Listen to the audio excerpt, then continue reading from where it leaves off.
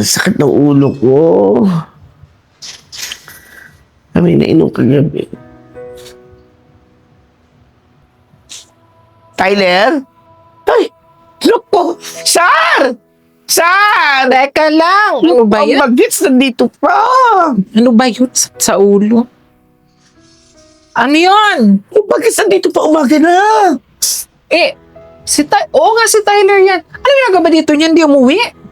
Baka iniwan na ng mga tropa niya. Ewan ko sa iyo, ikaw naiwan kagabi. Iniwanan ko na nga rin. Akala ko naman isasama ng mga tropa. Kawa naman yung bata. Halika, puntahan natin. Ihati na nga natin. Kasi yung bata niya maligaling din yung kagabi. Baka nakainom na nga kasi. Tuwa kasi. Ano? Gisingin ko na. Tapos hatid na natin kaya sa kanila. Ihatid pa. Sakit-sakit ng ulo ko, Day. Baka pwedeng gisingin mo, pakainin mo, pagkapihin mo. Mas nag-aalala ako kasi baka hinahanap ka sa kanila. Tapos malaman dito pala nakatulog. Kaya nga, naku. Iho, Tyler. Sorry po, dito po ako nakatulog. Ano ba nangyari sa iyo kagabi? Ba't diyan ka nakatulog? Yung tropa kasi umuwi na, natakot ako mangkas kasi baka mabalibag kami. Oo. Gusto mo kumain? Hindi, uwi na lang po ako. Kahit kape, ayaw mo? Kape. Uwi na lang. Sige, umuwi ka na at dumiretso ka sa bahay niyo, ha? Mas mabuti pa nga. Baka Doon nag-aalala. ka na magbawi ng tulog, ha? Ingat. Baka may maiwan ka. Bakit yun? Sunod na, huwag nang ganun kadaming iinumin. Hindi man ako nagpainom, ikaw eh. Hindi. Visit naman buhay to. Pangkapera-pera, kahit pangkape wala eh. Siraan pa ng motor. Ano to? Hoy Tyler! Ano? Inumaga ka na naman sa kalsada. Di ka na nga tumutulong sa bahay eh. Di ka pa umuwi. Kagabi ka pa hinahanap pa. At gigewang-gewang ka maglakad dyan. Uy, napainom ako ng tropa eh. Doon tuloy ako nakatulog kala Erika. Sinong Erika? Yung Alcab? Yung kasama ni Zar? Ba't ka nagipag-inuman dun? Hindi, sama ko yung tropa. Nag-iinuman kami doon. Iniwanan lang nila ako. Inuman lang. Ikaw bata ka na, natuto ka na mamakla ah. Wala ka nang ambag sa bahay eh, namamakla ka pa. Tsaka, saan nakakita ang bata na yung pag-inuman hanggang umaga? Walang ganun. Sumusumbong kita kay mama. Pag to nalaman ni mama, yari ka talaga. Hindi, kuya, mababait yung mga bakla doon. Mas nauna pa nga sila matulog sa akin kaya sa akin. Kilala ko lahat ng mga bakla dito. Lahat sila isa lang na ugali. Lahat yun, mga mapagsamantala yun. Alam mo, kung ayaw mo masumbong kita kay mama, samahan mo ako dun. Halika, samahan mo ako dun. Hindi, kuya, tara, umuwi na tayo. Hindi na, tara na. Ako'y hindi mapakali. Bakit? Iniisip ko yung si Tyler eh. Sa bagay. Naisip ko rin kanina nga, sana nakauwi ng safe. Hindi man naman nagkape, hindi man naman kumain. Baka nga gusto agad makauwi at nag-aalala na hinahanap siya sa kanila.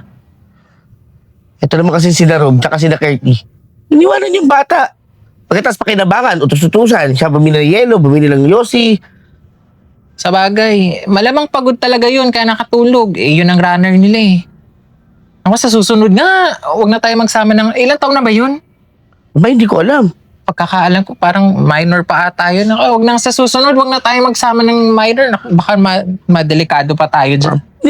Wala naman tayo intention magsama ng ganun. Sinama yun ng mga trope eh. Sa bagay. Doon ko lang din nakita yung Tyler na yun eh. Saan ba yun? Dito ba yun? Hindi, tara, kuya, umuwi na tayo. Nakakaya dito. Hindi. Ito ba yun? Ito ba yun? Baklang yan? Tyler, ano? Pinakalimutan ka ba? Oh, ba't bumalik ka? So kayo nga yun. Kayo yun, mga kainuman na kapatid ko. Di nyo ba alam na minor de edad yan? Ha? Porket nalasing pinagsamantalaan nyo na? Pwede ko kayo sumbong sa polis kung alam nyo lang. Teka kuya ha. Hindi namin pinagsamantalahan yung kapatid mo. Sumama lang yun sa mga tropa niya. Manakainuman namin kagabi. Totoo yun. Hindi naman namin talaga siya in-invite. Yung mga tropa niya ang nagpunta at isinama yung kapatid mo. Oo nga. Sabi mo naman sa kuya mo yan, Tyler. Hindi.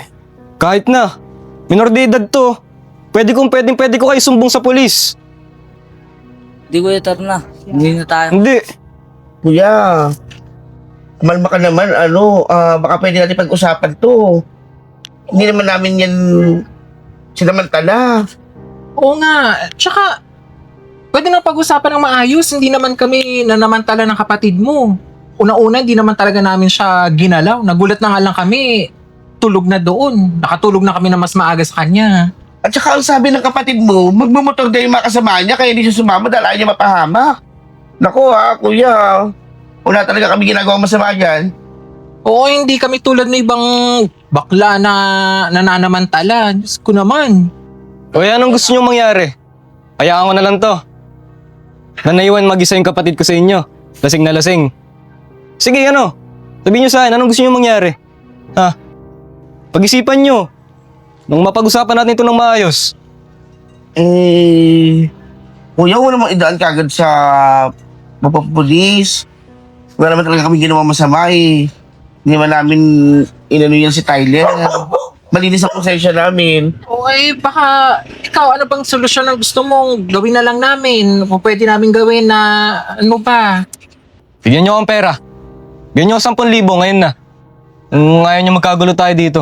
Di kuya, nakakaya naman, tara na. Tumigil ka nga. Mabuti pa. Ibigyan na natin yung 10,000 para matapos na to. Bibigyan natin 10,000. Ang laking halaga nun. Tsaka wala naman tayong ginawa talaga eh. Wala tayong masamang ginawa. Ako, Sar. Baka may iskandalo tayo dito.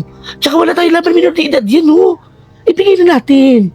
Kaya nga lang, 10,000 wala naman tayong ginawang mali. Pero, kung para mawala yung skandalo, sige, ibigyan na natin.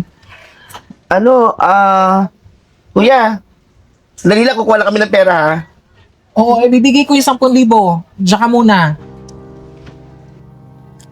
Kuya, ano ba yung ginagawa natin? Ako manggulo dyan. Ulit mo susuntukin kita eh.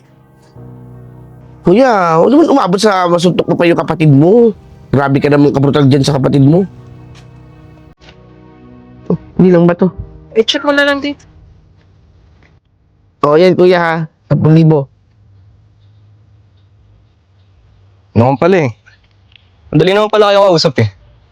Okay ba wala tayong problema. Diyan na kayo. Tara na. Ba yan? Parang na-scam pa tayo dun. Kuya, kayaan mo na. Yung pera kikitain naman natin yun, eh. Ang mahirap, may skandalo tayo, makulong tayo. Wala tayo laban doon, bata yun, eh. Nakakainis lang. 10,000. Sa susunod, huwag na nga tayong magpainom dyan, lalo na kung may minor de edad. Ayun nga, dapat hindi na mag-invite ng mga minor de edad dyan. Nakakainis. Easy money yun ah. 10K. Kuya, grabe ka naman. Wala naman talagang ginawa sa akin yung mga bakla eh. Bahala ka dyan, susumbong kita kay mama. Di magsumbong ka.